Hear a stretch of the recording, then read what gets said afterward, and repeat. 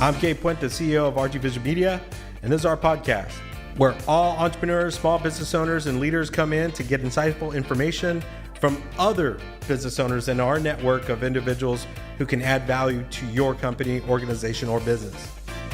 Well, welcome to another episode of the RGVision Podcast. Thank you all. Today we have Robert Lozano, who is a proud grandpa and the founder, and also the CEO, Bob Lozano, of the F&P Group. Welcome, guys. Thank you, Gabe. Good to be here. So we were talking a little bit offline of all the wonderful things y'all been doing in our community. I visited y'all the website in 1987, I believe is the initial year that you started. Walk us through what that was like. And Dairy Queen, I believe, was the first franchise you purchased. Is that correct? Correct. Yeah. Yeah. So Laurie and I, my wife and I were high school sweethearts, not originally from the Rio Grande Valley, but just up the road a little ways from the ranchitos, we say, in the brush country of Fremont. Oh, yeah. We were Fremont cowboys and met there in high school and went off to eventually to college. We had learned pretty early on that we wanted to, share our lives together, but we go back and forth about who was more adamant about making sure we had our priorities, but we knew that school needed to happen. And so school being college, which is another story in of itself, because typically in the families that wasn't a norm, but we were very influenced by great people in our community, our mentors and people that encouraged us. And yes, you can, and get up there and get an education. And so I ended up, I didn't really know or understand the whole UT, A&M, Texas situation. And so I landed somewhere in between there in San Marcos, and it was a real good experience. But So Bobcat. Yeah, yeah. Back when it was Southwest Texas, yeah. But we ended up... I finished that up and came back to work for our mentors there in Fremont that actually owned the Dairy Queens, and we learned a lot from them and came to a meeting, way back in late 86 or very early 87 here in the Valley. Back in the day, we came to the Valley primarily, once every few years with the grandma that I was raised with to come down to the shrine. And that's how I knew the Valley. But I made it to the Valley for a meeting at Holodome and met a fella that owned the local Dairy Queen there in Far. And Laurie says it was our ignorance or arrogance, but I offered to buy it from him. Oh, nice. So at what point did you realize that you were building something much greater than just a single restaurant? Well, I think maybe being influenced by those same folks, the Bowens, and other people we had the privilege to get to be around, we saw that, the opportunity, the idea of, not one person, one job. In other words, it was, or one place to work at. There were multiples, and that was just kind of understood. And then I got a computer degree at San Marcos, and with that CIS background, everything I did since the very beginning on my old Macintosh computer. We still have it in the office. Oh, really? It's on display in the boardroom. It's awesome, dude. It's cool. Yeah. I don't know what color it was originally, but it's almost like this tan brownish color now. Well, I started on that. There was a program in school where they helped you buy those first Apple Macintoshes that had come out. They had just come out with them that year, actually. And when we got into business, I was doing our own payroll on there and doing things in such a way that it was thinking ahead, like for more than one. And we didn't know that there would be, but we kind of planned for that. And so we also did something very early on, and I don't know where exactly this came from. I tell this to a lot of people, but in our businesses, it's important to not just work in the business, but to work on the business. and just one little letter change, but that in to on really put us in a position to, what next? And then Laurie was always very encouraging, and, we weren't always on or off at the same time, it seemed, but it worked perfectly to where, we took chances and continued building, and here we are today. So what was her role did she also was part of the business as well? Yeah. Obviously, Bob wasn't around at the time, and I chuckle when I say yes and answer that question, because let me tell it to you this way. For the first probably 15 years of our business career, now having just completed a little over 4 decades, I almost don't like saying 42. That means I'm old. But for many years, everything we did was together. And honestly, still today, Bob's mom is very integral in everything we do. She's very knowledgeable about what's happening. Obviously, she doesn't show up every day. And frankly, at this point, neither do I. There's other things that I'm involved with. But as far as the business, the family business, F&P group and such, she was very involved. And the thing that I was going to share with you is I remember thinking one day we had already had our first child, Bob's sister, Lenzda, and then Bob. And I had this thought that I just knew the answer to the question, but I thought it would be good to ask her anyway. And what the question was, hey, babe, what do you think about maybe dialing back your workload and sticking around home more with the children? And of course, I knew the answer going into this, and the answer was going to be positively not no, but hell no. But it was strange when she told me, without even hardly thinking very much, I think I'd like to do that. So it was opposite of what I thought. That was years down the road, though. Yeah, it was, way 15, 16, 17 years down into our career.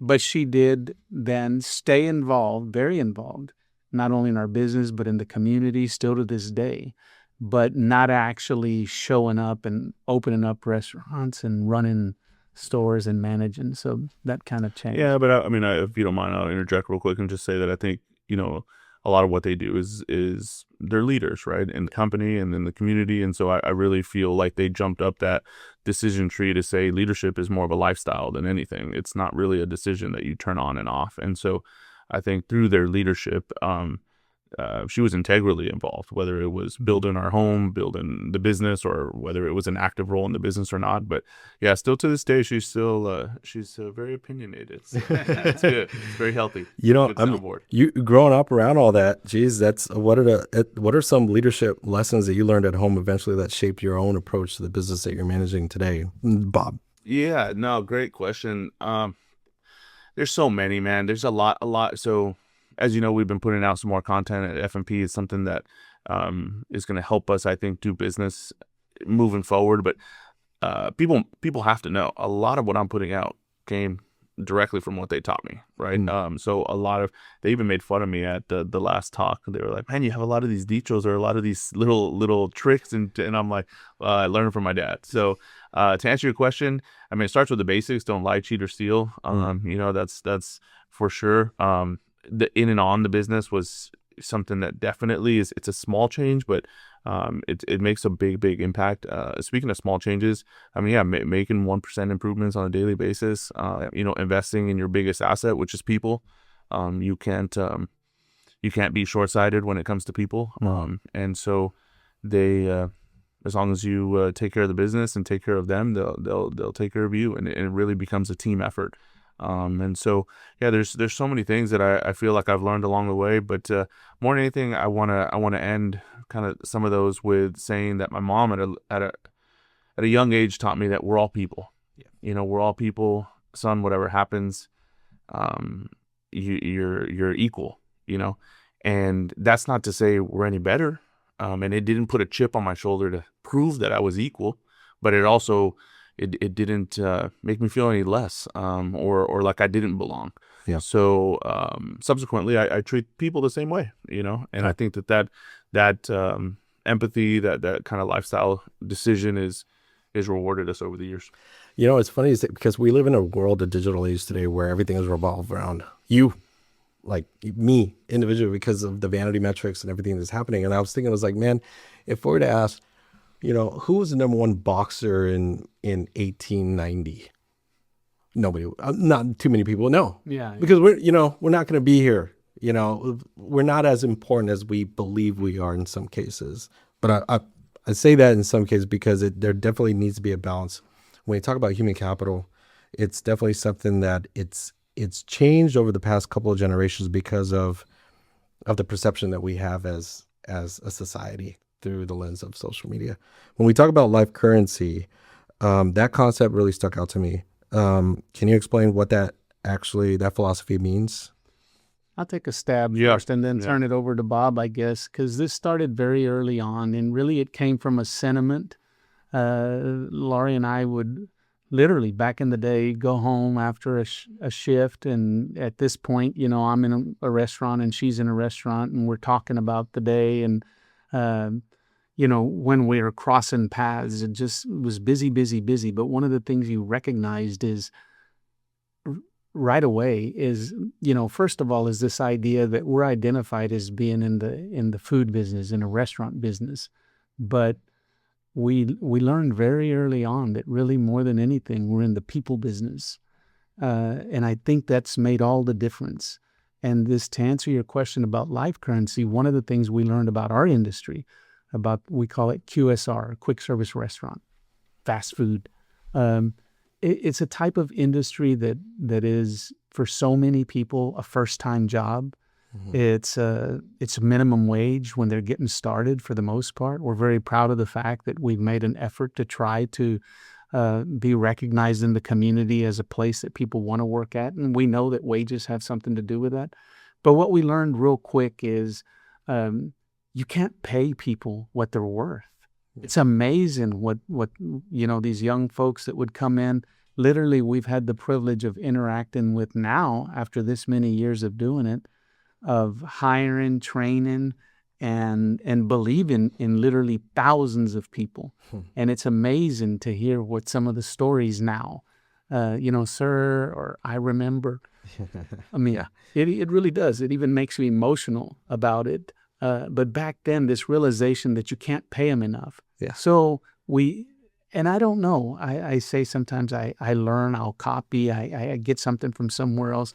And I genuinely think that this is something I came up with, we created.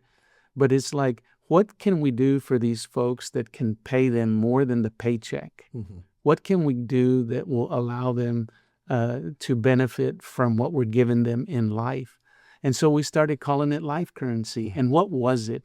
The basics. I mean, show up on time, look sharp, you know, give it your all. The basic core principles, but sometimes they're not told. Even today, we get people, and we still try to tell our management teams, it's our responsibility to send these people out into the world with things that are going to pay, they're going to be able to use forever. Yeah. But they learn it here. Yeah. They're going to learn it here. So that's how life currency started. I love hearing when he talks about that, because you can get real caught up into all the stigmas about fast food and about the business and about how, you know, people get rich off of working people minimum wage. There's a certain economics of our business, absolutely. But when you really dig deep into what I would call great operators, I would consider ourselves, Robert and Laurie, great operators. There really is a very purpose-driven mission behind it. And it reminds me of the book Think and Grow Rich by Napoleon Hill. And he always talked about the concept of working more than what you're paid, right? Because soon you'll get paid more than you work, right? Yeah. That whole concept was beautiful. Well, with us, it's kind of an inverse effect where we just invested so much into our team, because yes, they're here for maybe 3 months. Maybe they're here for the summer, right? They're here for 1 year, or they're here for 5 years. But if they're here for 5 years, they better be looking at making a career out of it. If not, go on to the world, man. Get out of here, you know? And while you're here, learn, you know, good stuff that you can apply. And so, there's sometimes some stigmas, but I mean, dude, I love what we do. It's really cool, and it gives you that neat opportunity to preach that life currency. So full circle. We were there one day, and the team was talking about, well, how do we want to continue to market ourselves going forward? We're not marketers. We're operators. We're kind of more like soldier mentality. Tell us what to do. We go do it. We'll do it well. Then this conversation came up about, recruiting and how are we going to continue to do business moving forward. And someone in the group just threw out, well, why don't we start a podcast? And so I think we went through a bunch of names, man. I'm looking at Javi because I don't even remember what the first ones were. There was a bunch, right? Like a ton. And it's funny how you do this. You go like, well, at least we did. We like explored all these different things.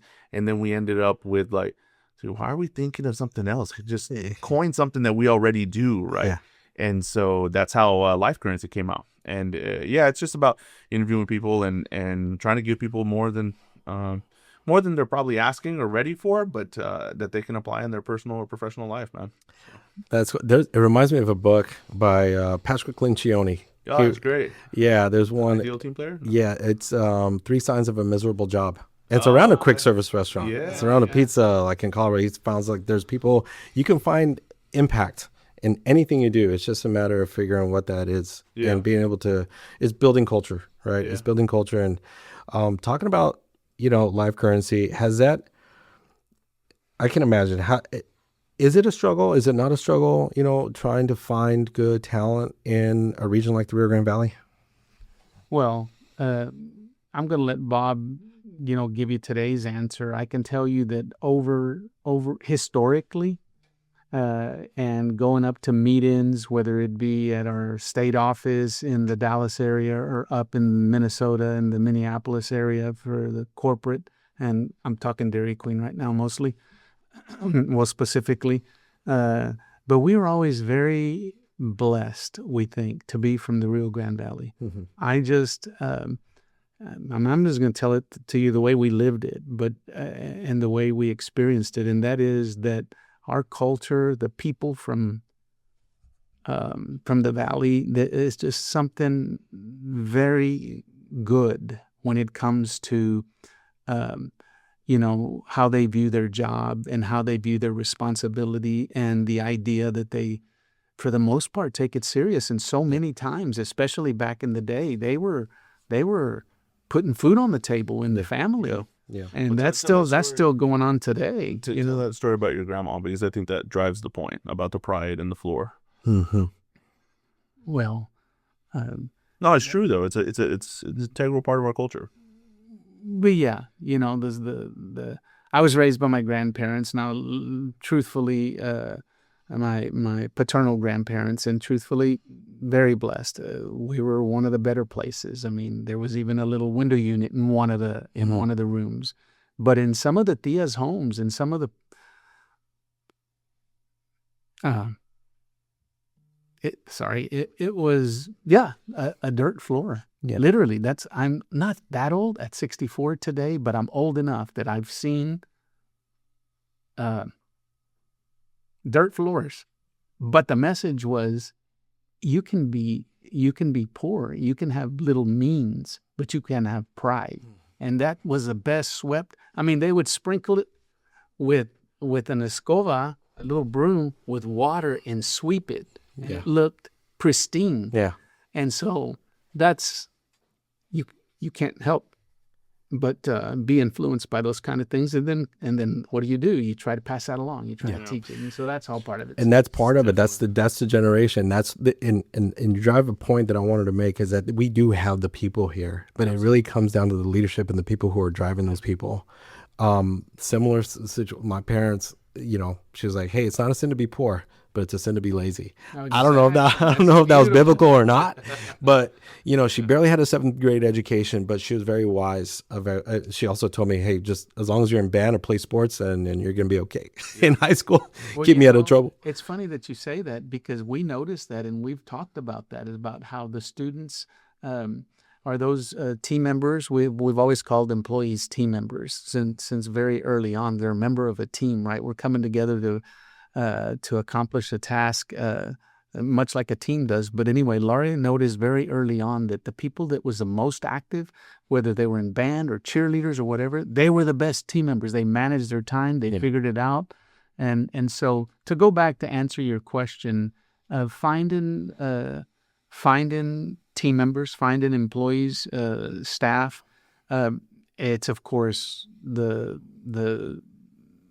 biggest part of any business, because we already said it's about people. Yeah. But we were always blessed here, and still to this day, we know there's so many choices. There's so many places that people can work at. But we're very proud of our turnover rate being much lower than the industry. At F&P, we tend to keep people because I think they're seeing that life currency. They're seeing that we genuinely care. Yeah. And we want to see them succeed. And we see ourselves as stepping stones. Yeah. It's not a utility to have this team member. It's a responsibility, honestly, to send them out better than when they came in. Yeah. So today, well said. And so, yeah, we can get real philosophical about it or macro and think about like, okay, if you were going to grow a business, well, it'd be better to be in California because inflation and revenue and prices, and you can grow businesses faster because the top line's higher. Or down here, you could say, well, business can be more profitable because the labor's low or whatever. You can say, but really it comes down to exactly what Robert talked about. And we've been very blessed, man. Yeah. I'm privileged to work with some great leaders. I think in the restaurant business, people ultimately follow great leadership. Yeah. And so we've gone through a lot of phases. The business is only going to be as healthy as we are, obviously, as a family and as leaders. And so it hasn't come without a bunch of mistakes. And when you have a team of nearly 1,000 people, you don't get it right every time. Yeah. And I'm very aware of that. But we certainly try.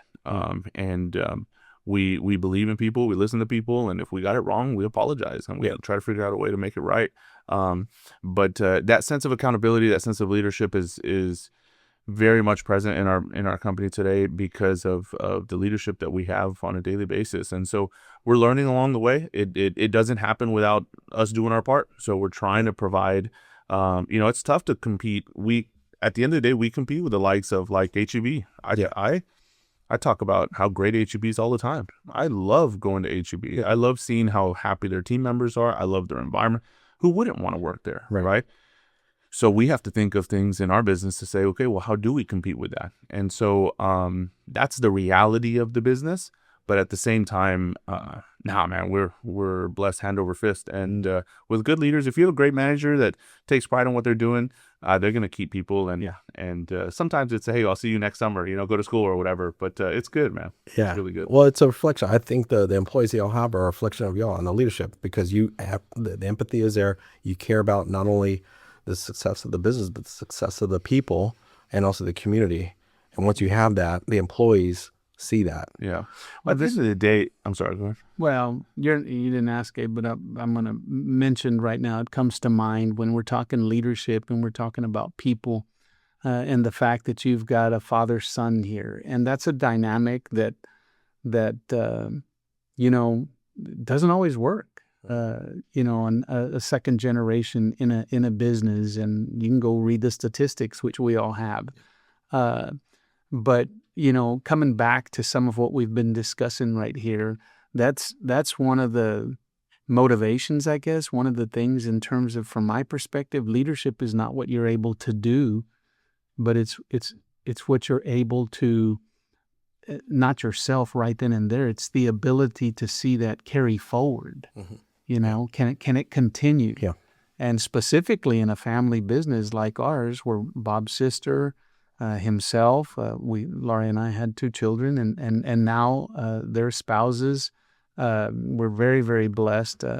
Bob hasn't been married too terribly long with Andrea, but long enough to have the next generation. Leonardo's in the world. He just completed 5 weeks, but our daughter Lenzda married another Lozano, interestingly, who happens to come from a great family, raised in Weslaco. And David's a young attorney. He's also part of our business. But where I was going with this is this idea of passing on, or them being able to carry on what you're building. And some people say, well, y'all are fairly young.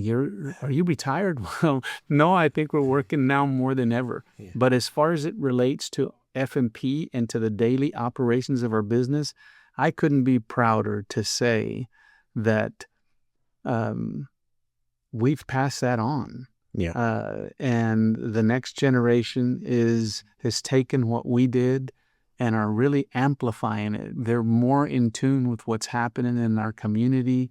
They're understanding technology, AI, social media, all of those things, and running with it in ways that I could have never dreamed of. Well, you were doing it back in the day with your computer in the 80s. Exactly. Yeah, he did do it. You were optimizing the business back in the 80s, and now you're optimizing it now today with People AI. had the choice back in the day to go to credit cards or not, right? He was the first one to jump on credit cards. There was different stuff, right? Yeah. For sure. And Laurie and I tell this story. I remember thinking as we're coming up and raising them, and they go off to school and stuff, and wondering if will they want to be involved with our business. And we thought that was the big question, or the big issue, is do they want to? Interestingly, and I can remember the day for both of them at separate times that Lenzda asked if she could put in an application with us. A niece that we raised in our home graduated is my daughter's age, basically a month apart, and she went on, and she was already working in Philadelphia with her wonderful finance degree. But Lenzda then was, okay, she's going to go off somewhere in the world, and we encourage them, go get the education and go off and learn. Yeah. But you're hoping that they want to have something to do. Well, she applies. Bob at a separate time. I got fired too. Yeah, I'm not joking. I did. Yeah. Well, but you know what we learned. What we learned is them wanting to do it is not the real issue or the big deal. The big issue is in once they said they wanted to, is can they? Yeah. Are they capable? Right. And that right there is a biggie. Just because mom and dad did it, or just because we built something, and they were around a long time, but I just couldn't be more proud of the work that Bob as CEO and David being our in-house counsel and attorney and real estate person, and Lensden, the work that she does. They've managed to not only be capable, but they're really taking it to another level. So obviously it's a proud day. It's tough. It's a tough situation. I know we'll get back to some of the questions. I just want to say real quick that it's tough on both parts, right? He went through a different tough than I'm going through, and you can't possibly instill all those early years in me. I'm not going to sit around and mope about that. Like, I'm not going to sit around and say, oh, well, I didn't build it from the ground up, or I didn't do it, I can't do, or I have to prove, but just that awareness allows us to try to work on this constructively. And so I think it's really important that in entrepreneurship that you have a strong sense of self-awareness, that way you can migrate through, some of this stuff. Yeah. It's kind of crazy. I have a question regarding the entrepreneurship side. We talked a lot about philosophy, leadership, operational, F&P, right? There's currently 4 brands. Well, I think 3. Mm-hmm. It's Cinnabon, Slotsky's, and Dairy Queen. Doji. There you go. And then there's a 4th one, which is a new concept. Talk about the ecosystem and the brands that are under the F&P and how that they all work together.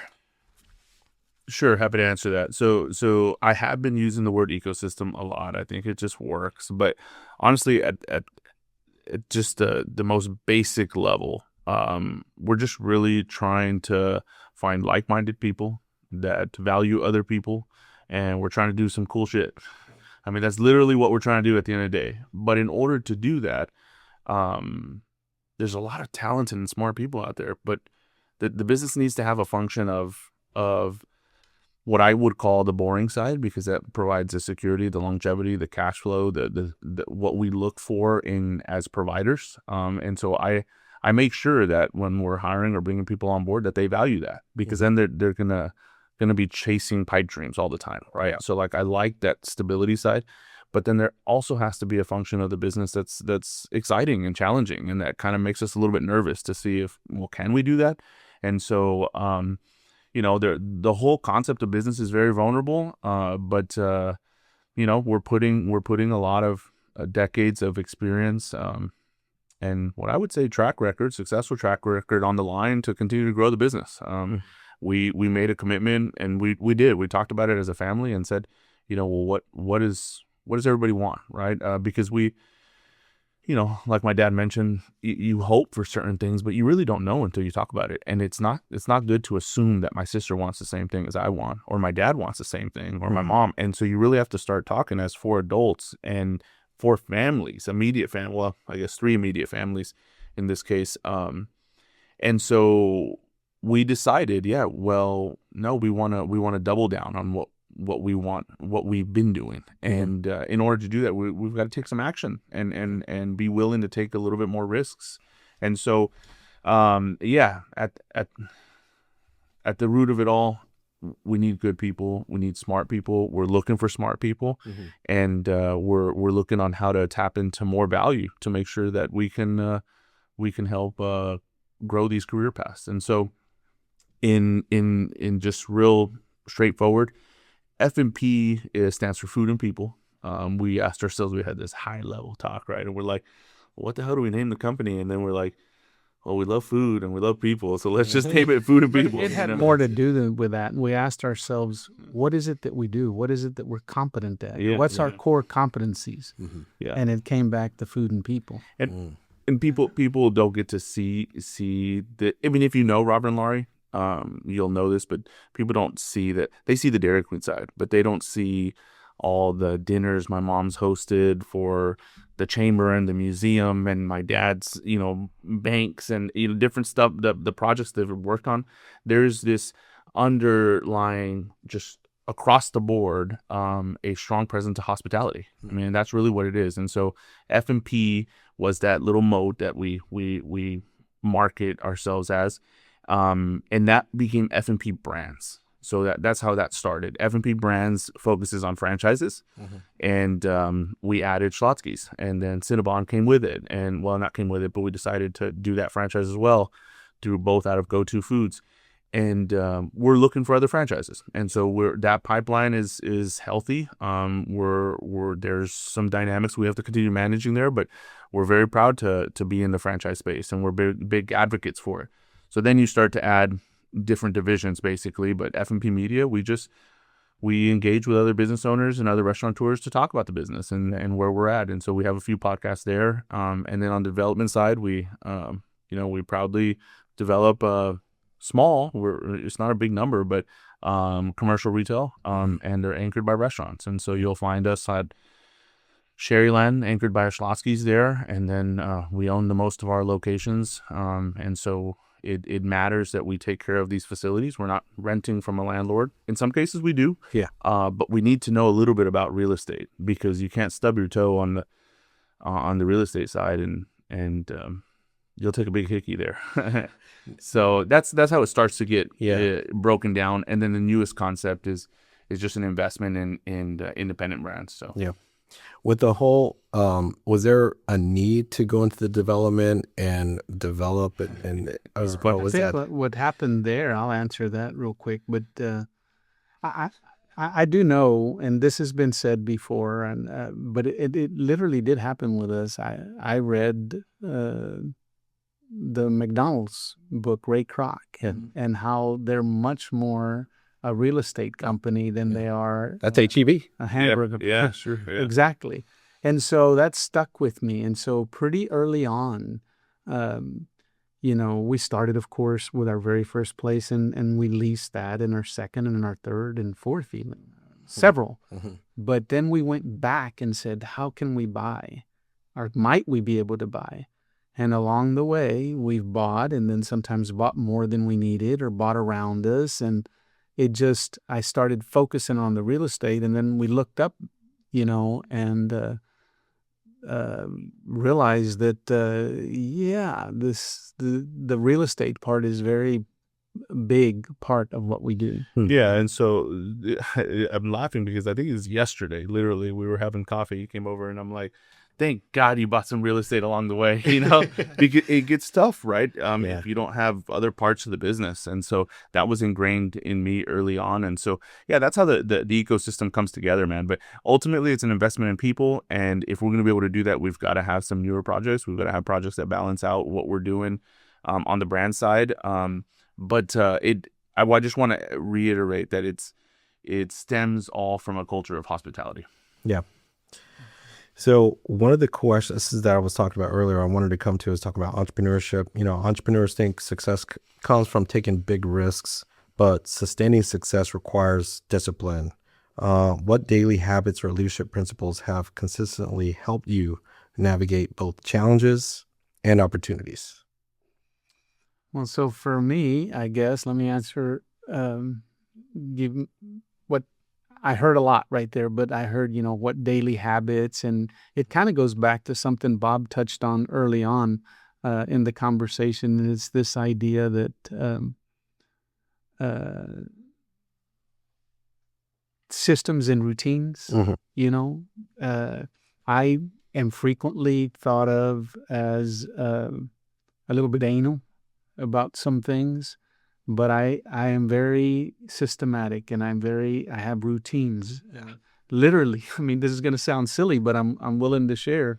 I go 1, 2, 3, 4, 5 before I take off in the morning, just to make sure, and they all know the keys go in where the keys are supposed to go, and that just emanates to the rest of everything we do in all of our businesses. And so when I say some of the you ask some of the smaller things that you do that have helped to be successful, is just kind of that concept of having a system or a routine for doing. He would be like, everything has a place and everything in its place. And I'm like, all right, I'll put it back, So those things helped a lot. Yeah. So not as systematic, I'm assuming. Yeah. So it's a good point. No, I'm not. And that's fun. It's more like his mom. That's true. Yeah, I did. I was lucky to get a little bit of both of them, right? Or a lot of both of them, but not as systematic in some things. I think I'm a big fan of systems. I put on our internal social media in our company yesterday.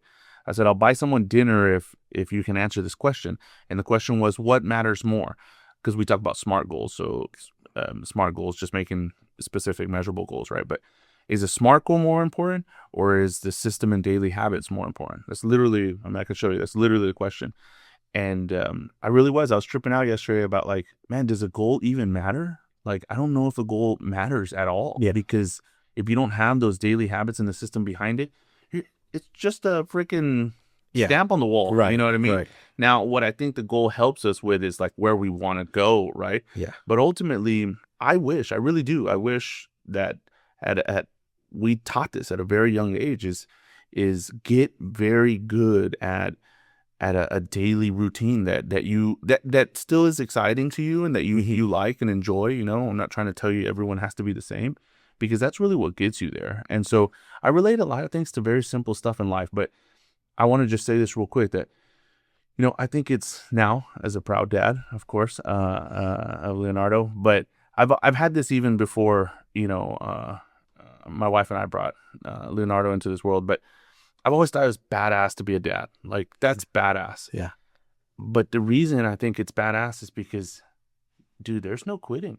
That kid needs attention every day, every hour of the day. Yeah. And that's what makes somebody badass, is just being able to just stick with it every single day, all day, every day. And so, back to the daily routine. It's really, can you do it every single day? Can you do it for years on end? We talk about athletes and how they become professional athletes. I mean, some of them obviously have natural talent, but they have systems in place. They have that big goal. It's like, hey, I want to play for this team, but how do they get there? Every day, 6 a.m., going and shooting. That's why I think my mom was wise beyond her years to be successful. It's like, not just in life. My goal wasn't to be I did play college tennis, but my goal wasn't to be a professional tennis player. She just wanted to be a good human being, and knowing, building that character, building those personality traits. Like, hey, in order to get here, these are the things you have to do. When in today's society, I always feel like I'm talking like as I'm, 100 years old. But it seems like everybody's wanting that. Well, it goes back to the microwave society. Everybody wants things fast. Everybody wants something quick. Sure. And especially right now, man, because honestly, business is not, it's not made to be very exciting. It's made to be systematic and routine and do that for a long time. And then when you get to reflect on those moments, those are the exciting moments, right? Yeah. It's crazy you say that, because you're absolutely right, especially with social media. social media gives people that endorphin and just it's a false sense of productivity sometimes, because you can tell everyone that well, this is what I did, or this is what I'm doing. Yeah. Dude, we've got to monitor that, because that starts to make you feel something that really is not in reality, right? You gotta make sure that shit happens. And so it's younger generations got it tough. This is where you can kind of get a clear distinction between, the then and the now. And what I mean by that is, the kinds of things you're having to think about and stuff. I come at things, from my school of thought, very, very in real simple terms. And it's basic. What are we good at? Well, we think food and people. And then this whole idea, and we've discussed this at length about how do you continue to stay enthused and want to do and like doing what you do every day. But we've broken it down to something as integral as, when people come into our restaurants, they're breaking bread together. This is a concept that is, you could almost think of it as there's a sacredness to that. You're consuming something in your body and it's nourishing you. And yes, for some people, it's a quick pick me up, let's go, or a treat or whatever. But there's really something special about that. And so when we think about serving, and you're serving people, community, and that's what we're trying, and we teach that to our team. That's part of that life currency. Is it's a business transaction that's getting done over lunch real quick, or it's the little soccer team or baseball team that came in to celebrate, or grandpa bringing his granddaughter, and they're together and they're eating, and you just see those smiles on their faces. There's really something special about that. And how can you not get up every day and want to go do that? Yeah. I mean, it's awesome. Just yesterday, my wife and I, we were at there's a raspa stand right by Mac High. Oh, yeah. She's like, I remember coming to this place when I was like 10 years old. Yeah, what's it called? I think it's my mom really likes that place. I don't know what it is. Yeah. But she grew up here, and she's like, she remembers him, and he remembers her. She remembers him. Well, you may or may not know this, but my shout out to your wife, because she brought up where it all started. A lot of what our story is, and the reason my mom likes that raspa place is because she's a food critic when it comes to raspas. My grandma owns a raspa stand, and still to this day, for coming up on 40 years, has ran a raspa stand. Wow. It's now over 40. She started the year we started. Yeah. My mother-in-law raised 6 children, including my wife, Laurie. She's number 2. And all the way down to Isaac, the youngest, that's also down here in the valley. A lot of people know. But she raised all those kids, and it wasn't until after they all left the house that she went out of the house and went to work. And it's a raspa stand, and to this day, I'll go tell her, be like, hey, Grandma, this is Gabe, and she'd be like, Gabe, pass me that knife over there, like, let's go, Are my friends? It's really funny. This is a true story. They're coming. They said, well, we went, instead of going through Laredo to San Antonio, we went this way so we could stop at the raspa stand in Fremont.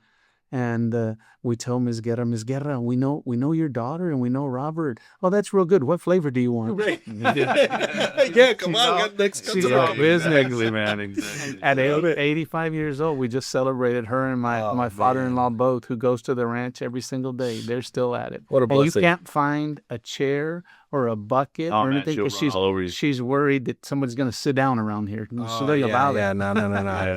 got raspas still. She's a beast, man. That's awesome. She's a beast. But anyway, sorry. So, I mean, it's an important point, because, in especially in the Rio Grande Valley, raspa is just freaking hot down here, Some people love their raspas.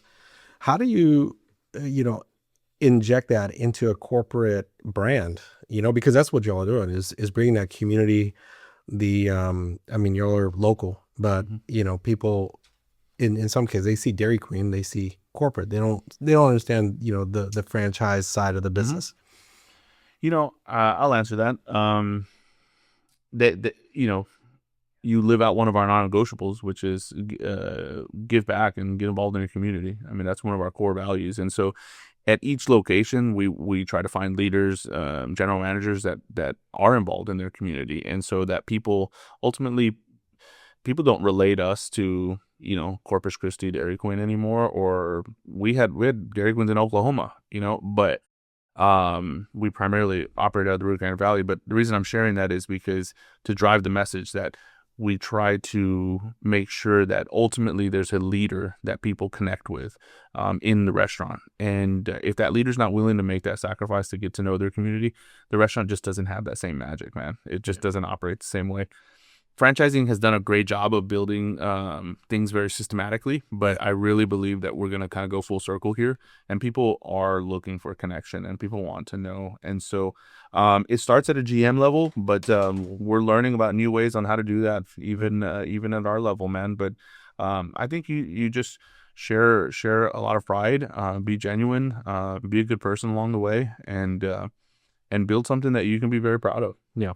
Yeah, we talk about making happy, and that's something that does in fact come from the brand. But you realize that there's this a smile and a story, right? When they think of what we're involved with, Dairy Queen, it brings a smile, and then you got a story about it and stuff, and we've got to keep making those links and keep making that go forward. To continue making it happen, because it's a competitive environment out there. We're competing against, there's so many choices, so many options, and so many great places. Yeah, a lot of people doing some really good things. So it's not an easy thing to do, but it's all part of it. Yeah. Mm-hmm. So I do appreciate y'all's time here. Yeah, any lasting comments? Anything you want to leave with the audience that you want to share? Yeah, I'll jump in at that. This is our story. I feel like, and I've said this along the ways, people would ask some years ago, hey, would you come speak to the business class? I had the privilege of going back and speaking at the university where I graduated from, and it's pretty humbling. It's pretty neat. You put in this book with some of these other very successful people, and here's this little Dairy Queen owner guy. But the message, or the reason that we chose to go ahead and do it, it's not, hey, look at me. And it's still to this day, it has doing this. It's not about that. It's about saying that if Robert and Laurie, if they can do and succeed, and whatever your definition of success is, but we're all basically kind of trying to do the similar thing, I like saying I didn't get up to 4 children, 2, but I tell them, have kids, be happy. God wants to bless us and will bless us. Do your part. But going out there and speaking at the university, it was an odd thing at first, but I did it because what if you impact an individual? What if someone can hear that whatever their dream is, whatever they're trying to accomplish, they can get it done? And there's a lot of people buying into that and doing some really great things right here in our own community. So I leave with that thought. I say the old si se puede, and go make it happen. It's up to you. Don't settle. Laurie likes saying, don't make excuses. Don't be the victim. No. Get out there and make it happen. You can make it happen. So that's kind of my final thought. I can't say anything better than that. So I'll just say check us out at foodandpeople.com. Shout out to Gabe for having us on. This is a lot of fun. Shout out RGVision and the team behind it. Hope to see you in the community. Thanks again for listening to RGVision Media Podcast. Look, if there's anything you want to hear about, listen to, be sure to follow us and also email us at info@rgvisionmedia.com. Stay tuned for our next episode.